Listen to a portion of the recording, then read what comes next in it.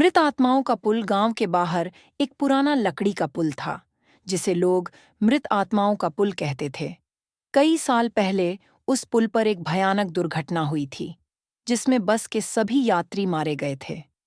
कहते हैं कि तभी से उस पुल पर अजीब घटनाएं घटती हैं। रात के समय पुल के पास से गुजरने वाले लोगों ने कई बार चीखें, कराहें और अजीब सी परछाइयां देखी थीं। एक दिन शहर से आए तीन दोस्त, रजत, अनिल और विवेक, उस पुल की सच्चाई जानने के लिए गांव आए।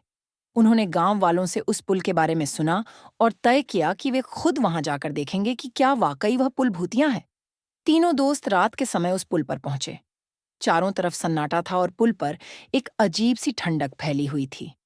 रजत ने मोबाइल की टॉर्च जलाकर पुल की ओर इशारा किया और कहा, चलो देखते हैं इस पुल पर क्या है। वे धीरे धीरे पुल पर आगे बढ़ने लगे।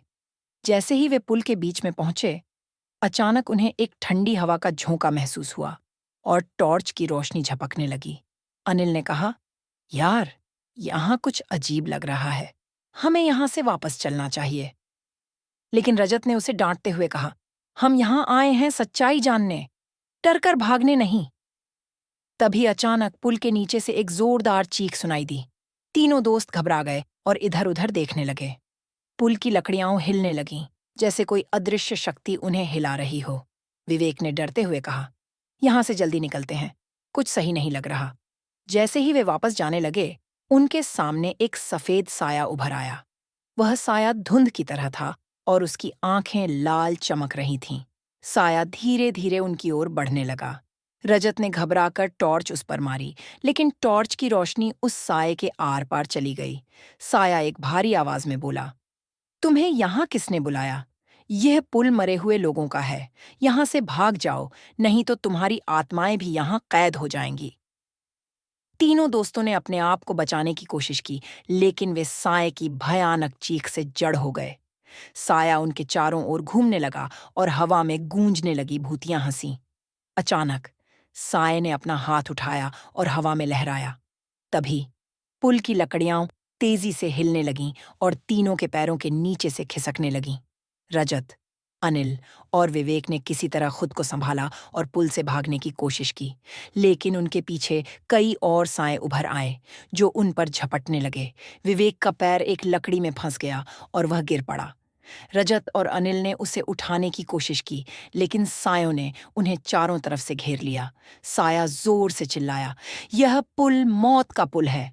जो भी यहाँ आया है, उसने अपनी मौत को बुलाया है। तुम भी अब यहाँ से नहीं जा सकते।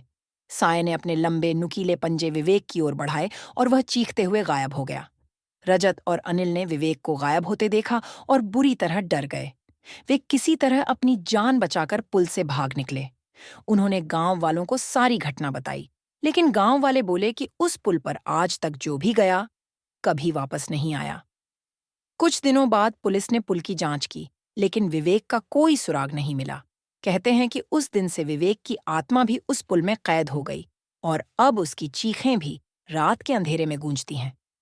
रजत और अनिल ने फिर कभी उस पुल का रुख नहीं किया, लेकिन आज भी जब वे उस खौफनाक रात को याद करते हैं, तो उनकी रूह कांप जाती है। मृत आत्माओं का पुल अब भी वहां खड़ा है और हर अंधेरी रात वह नई आत्माओं का इंतजार करता है। कभी भी किसी ऐसी जगह पर न जाए जहां जाने के लिए कोई मना करता हो। कुछ रहस्य हमारे समझने के लिए नहीं होते,